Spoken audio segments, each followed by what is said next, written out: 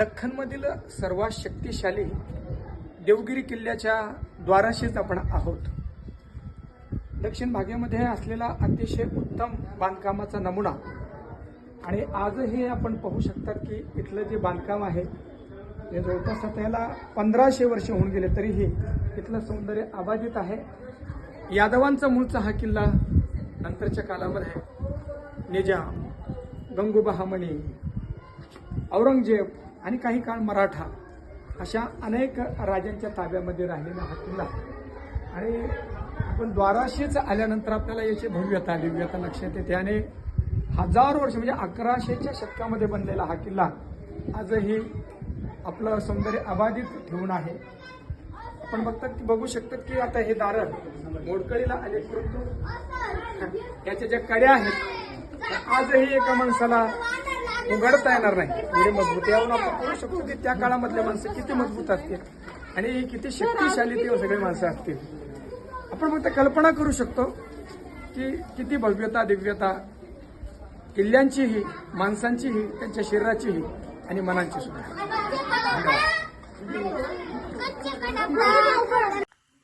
ऐतिहासिक विश्वप्रसिद्ध असलेल्या देवगिरी किल्ल्यामध्ये आपण आहोत आणि त्यातील सरस्वती कुवा म्हणून जी एक विहीर आहे त्या काळामध्ये बांधलेली तिथे आपण आलेलो आहोत।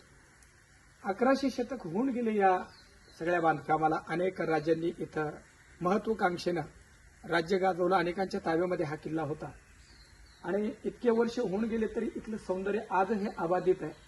आपण बघू शकतो की इथलं जे बांधकाम आहे नुसतं करायचं म्हणून करायचं नाही तर काम करणाऱ्यांनी इथल्या कणाकणामध्ये सौंदर्य ओतलेलं आहे। जमिनीपासून तर पाण्याच्या तळापर्यंत पूर्णपणे पायऱ्या केल्या, अर्थात तळापर्यंत आपण जाऊ शकतो। जर 1100 शतकाच्या त्या कालावधीमध्ये आपण जर थोडंसं विचाराने गेलो तर अनेक स्त्रिया इथं पाणी भरण्यासाठी येत असेल। इथं हत्ती, घोडे, उंट यांची कायमची गजबज असेल, माणसं इथं आंघोळीसाठी येत असेल आणि दुंबती असतील। इतके वर्ष होऊन गेले तरी इथलं हे सगळं इतक्या आक्रमणाच्या नंतरही आपलं सौंदर्य अबाधित ठेवून आहे। आधी बघू शकतात की किती स्वच्छता आणि गडावर जे पाणी न्यायचं, किल्ल्यावर जे पाणी न्यायचं बाहेरून नाही, किल्ल्यामध्येच त्याची योजना केली आहे। अतिशय स्वच्छ पाणी आहे परंतु आपले पराक्रम थोडेसे आहेत तिथं की बाटल्या दिसत आहे, प्लास्टिक टाकलेले दिसते। आम्ही हे सगळं काही करू शकत नाही परंतु खराब करण्याचा अधिकार कोणी आपल्याला दिलेला नाहीये। वाटतं एवढे मोठे किल्ले बनवणं सोडा, पाहणं सुद्धा अवघड आहे आपल्याला। इथलं सौंदर्य आम्हाला वाढवता आलं नाही तरी चालेल पण इथल्या सौंदर्याला आपल्या विकृतीमुळे धक्का लागणार नाही एवढं जरी आपण केलं तरी आपल्या पूर्वजांनी आपल्यासाठी जो ठेवा करून ठेवलाय त्याची कृतज्ञता आपल्या हृदयामध्ये राहील। धन्यवाद।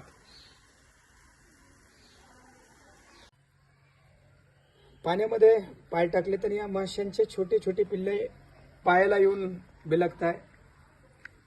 काय याचा अर्थ? याचा अर्थ असा आहे की या प्राण्यांना सुद्धा कळतं की हे आम्हाला खाण्यासाठी आलेले नाहीये।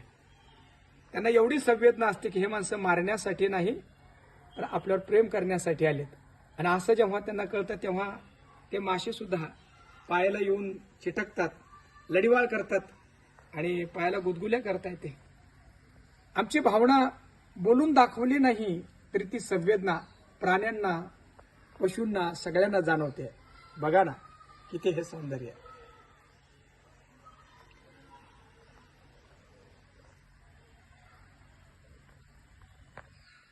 देवगिरी किल्ल्यातील हा मिनार आहे आणि फार उंच आहे। हा जर डोक्यात टोपी असेल तर टोपी पडून जाईल वर पाहता पाहता, इतका उंच आहे आणि किल्ल्याच्या देखरेखीसाठी हा मिनार बांधलेला की आजूबाजूने येणारे जे शत्रू आहेत त्या शत्रूवर नजर ठेवता यावी।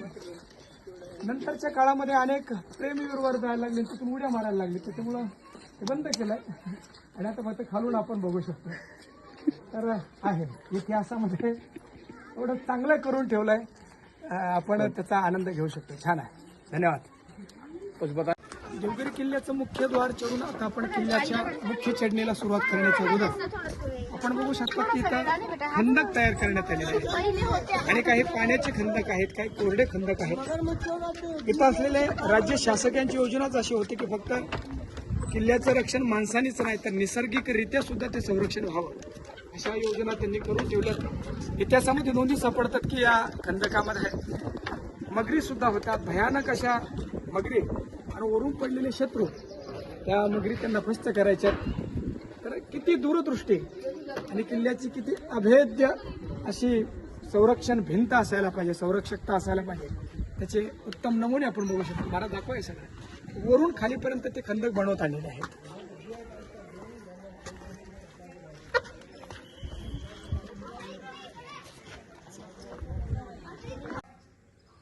ओम नमो जियाद्या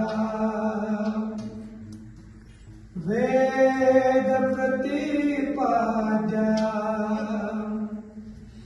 जय जय स्वसंवेद्या आत्मरूपा देवा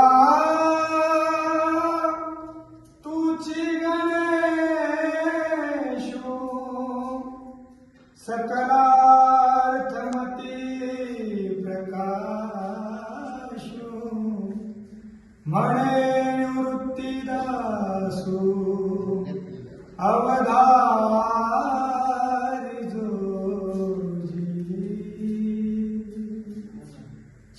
किल्ल्यामध्ये प्रवेश करताना आता हा अंधेरी मार्ग इथून सुरू होतोय आणि याची योजना अशी होती की हजारो सैन्य खालून जरी आला एकच तलवारधारी अनेकांची मुंडके छाटू शकतील अशा प्रकारची योजना इथं केली होती. आपण बघू शकता की मध्ये जात असताना किती जरी सैनिक खालून जरी आला तर प्रवेश करताना एक दोघांनाच प्रवेश करता येईल. आणि या बाजूने किल्ल्याचे जे संरक्षक आहेत ते उभे असायचे आणि येणाऱ्या शत्रूंना ते द्वारावरच अडवायचे. म्हणून हा जो किल्ला आहे अभेद्य आहे. कुणालाही हा किल्ला जिंकता आला नाही. यादवांच्या काही चुकीमुळे अल्लाउद्दीन खिल्जीला त्यांना शरण जावं लागलं, अन्यथा युद्ध करून कुणालाही हा किल्ला जिंकता आला नाही असा हा अद्वितीय किल्ला. आता देवगिरी किल्ल्यात आपण मध्ये प्रवेश करतोय आणि इथं पूर्णपणे अंधार आहे. त्याला भूलभुलैया असं सुद्धा म्हणतात. आलेले जे शत्रू आहेत त्यांनी इथं गोंधळून जावं आणि वर त्यांना जाताच येऊ नये अशा प्रकारची योजना केलेली होती. तर आता थोडासा प्रकाश दिसतो, पण मध्ये गेल्यानंतर आपल्याला जाणवेल की भरपूर अंधार या ठिकाणी आहे. उजव्या हाताला जायचे आपल्याला.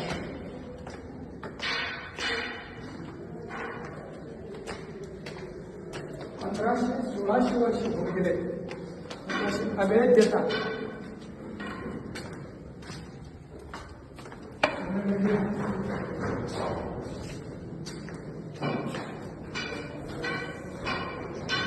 आजही जर योग्य मार्गदर्शन नसेल तर माणसं हरून जातील याच्यामध्ये.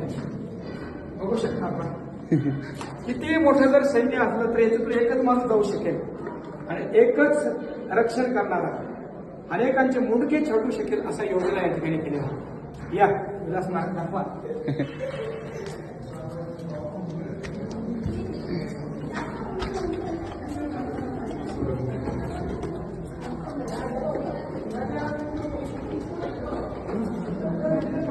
अनेक प्रकारचं रहस्य आपल्या फोटोमध्ये साठवून ठेवलेला हा किल्ला आहे. दिसताना हे रस्ते आपल्याला दिसतात, अजून किती गुप्त रस्ते असतील आपल्याला माहिती नाही. दिवसाच्या 2 वाजता आपण इथं आहोत आणि 2 वाजता सुद्धा रात्र झाली आहे. आता लाईट वगैरे लावले त्या काळामध्ये मशाली असं ते साम्राज्य असेल, कशी भयानकता असेल कल्पना करा.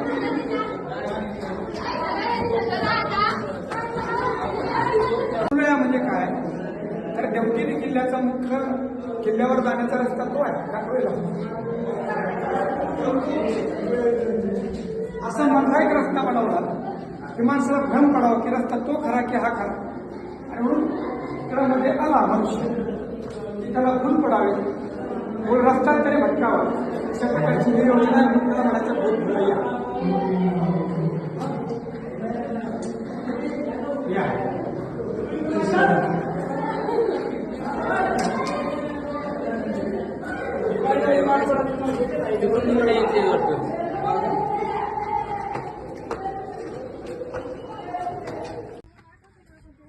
देवगिरी किल्ला जसा अनेक स्वाऱ्यांसाठी प्रसिद्ध आहे, अनेक राजवटींनी इथं स्वाऱ्या केल्या, तसा हा किल्ला वाऱ्यासाठी सुद्धा प्रसिद्ध आहे. वाऱ्या म्हणजे भगवंताची वारी. 1500 शतकामध्ये या मुस्लिमांच्या ताब्यात असलेल्या किल्ल्याचा किल्लेदार एक हिंदू संत होते, त्यांचं नाव जनार्दन स्वामी. या जनार्दन स्वामींच्या भेटीसाठी शांतीब्रह्म एकनाथ महाराज याच किल्ल्यावर आले होते आणि याच किल्ल्यावर त्या गुरु शिष्याची भेट मावळत्या सूर्याने पाहिली होती. आपल्या गुरूंच्या सानिध्यामध्ये अध्यात्माचे अनेक प्रयोग करत असताना दत्त भगवंताचा साक्षात्कार जनार्दन स्वामींनी एकनाथ महाराजांना ज्या पर्वतावर करून दिला होता, तिथून दूरवर दिसणारा तो सुलीभंजन पर्वत आहे आणि त्या पर्वतावर नाथ महाराजांनी तपश्चर्या केल्याने तिथे दत्त भगवंताचा साक्षात्कार त्यांना झाला होता. आपण किल्ल्याचे वर जाणार आहोत. गोरक्षनाथ गुफा आहे. इतिहास असा आहे की जनार्दन स्वामी रोज संध्याकाळी ध्यान करण्यासाठी त्या गुफेमध्ये जायचे आणि गोरक्षनाथांचा आणि त्यांचा संवाद चालायचा. असा अलौकिक इतिहास या किल्ल्याला आहे. म्हणून नुसतं पर्यटन नाही तर अनेक भक्तीच्या परंपरा आणि अनेक महापुरुषांच्या पादस्पर्शाने पुनीत झालेला हा किल्ला आहे. आपण त्याला वंदन करूया. धन्यवाद.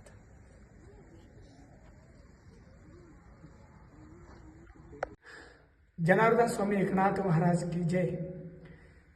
देवगिरी किल्ल्यातील शिखरावर आपण आलेलो आहोत.